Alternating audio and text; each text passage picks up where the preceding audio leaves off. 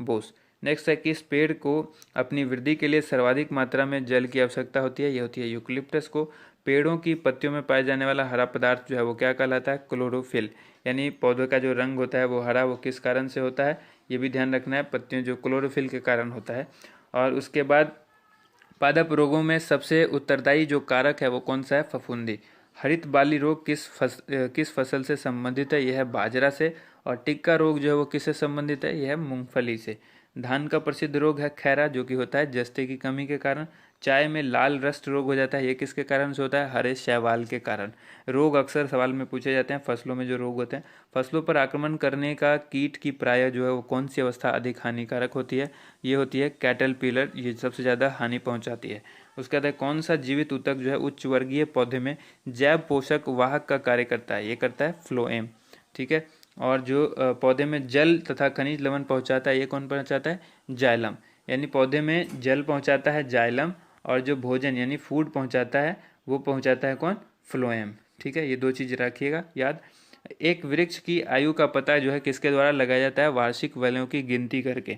ठीक है, जब पेड़ को काटा जाता है तो उस पर जो वार्षिक वलय होते हैं, इस तरह के वलय होते हैं छल्ले, उसको गिन करके उसकी जो है पेड़ों की उम्र का पता लगाया जाता है। उसके बाद संवहनी पौधों में पानी ऊपर किससे जाता है? जाइलम टिश्यू से।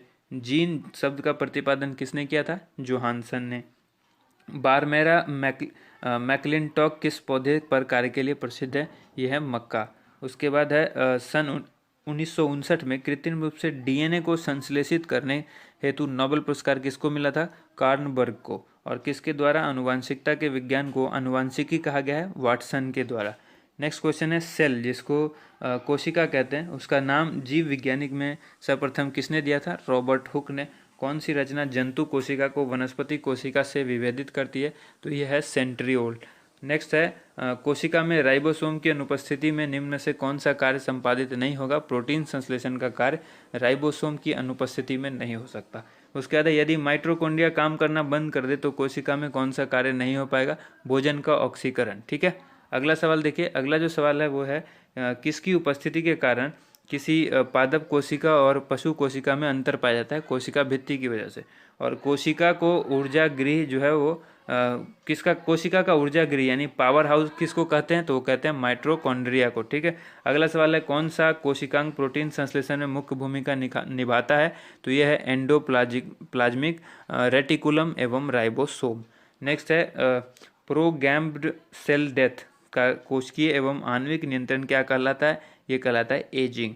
और कौन सा अंगक जो है वो प्रायः जंतु कोशिका में उपस्थित नहीं होता है? तो यह है लवक। ठीक है, अगला सवाल देखिए। अगला सवाल है जीव द्रव, जिसको प्रोटोप्लाज्म कहते हैं, ये शब्द प्रयोग सर्वप्रथम किसने किया था? ये किया था पुरकिंजे ने। और जीव द्रव जीवन का भौतिक आधार है, यह किसका कथन है? यह है हक्सले। नेक्स्ट है डीएनए के द्विहेलिक्स प्रारूप का पहली बार किसने प्रतिपादित किया था? वाटसन एवं क्रिक ने। और न्यूक्लियस की खोज सर्वप्रथम किसने की थी?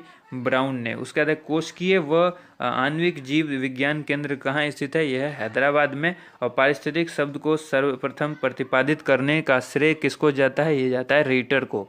नेक्स्ट क्वेश्चन है मुख्यतः मैंग्रोव वाले ज्वारीय वन कहाँ पाए जाते हैं? सुंदरवन के डेल्टा में।